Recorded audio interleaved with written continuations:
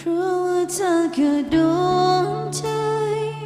เป็นดังความหวังและเป็นลมหายใจจะโอบกอดเธอแม้วันจะเปลี่ยนไปแต่ฉันไม่เปลี่ยนใจเพราะเธอคือดวงใจ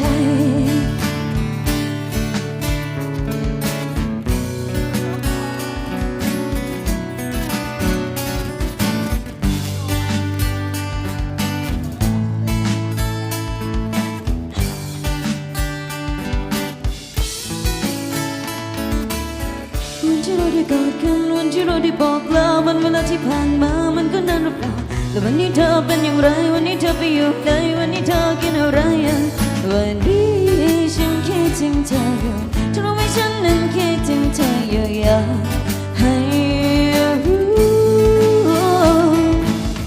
ความที่เรานั้นห่างกันความที่เรานั้นห่างไกลความที่ต้องมันอยู่ไกลใจก็เลยเป็นห่วงแต่เมื่อเป็นเรื่องใดฉันจะไม่ไปไหนและจะคอยห่วงใยและรอฟังวันนี้ฉันคิดถึงเธออยู่เธอรู้ไหมเธอนั้นยังมีฉันอยู่เสมอเพราะว่าเธอคือดวงใจเป็นดังความหวังและเป็นลมหายใจจะโอบกอดเธอแม้วันจะเปลี่ยนไปแต่ฉันไม่เปลี่ยนใจเพราะว่าเธอคือดวงใจจะเหนื่อยมากไปและไม่ว่าเมื่อไร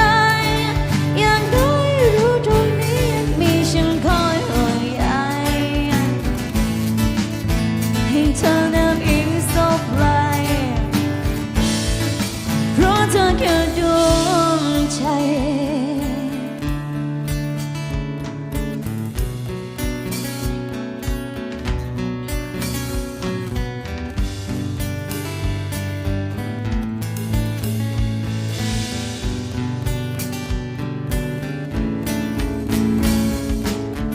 ดวงใจเธออยากจะรู้นะตอนนี้นาทีนี้ตัวเธอนั้นจะเป็นเช่นไรยังเหมือนเดิมคิดถึงกันอยู่ไหมห่างกันแสนไกลเป็นอย่างไรสบายดีหรือเปล่าฉันกลัวว่าเธอไม่สบายใจก็เลยเป็นห่วงก็มีแค่เธอคนเดียวที่ฉันยังเป็นห่วง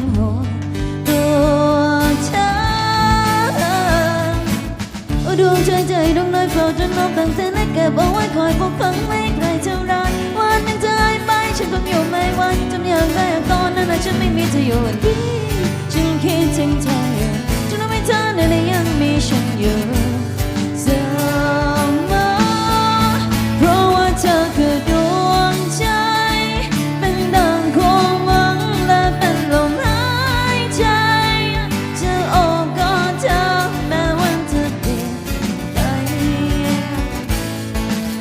แต่ฉันไม่เปลี่ยนใจเพราะว่าเธอคือดวงใจจะเหนื่อยมากไปและไม่ว่าเมื่อไรอย่างน้อยรู้ตรงนี้มีฉันคอยห่วงใยให้เธอนั้นยิ่งสบไหลเพราะเธอคือดวงใจ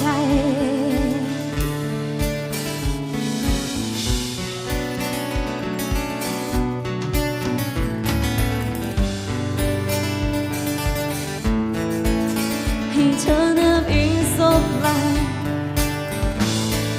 เพราะเธอคือดวง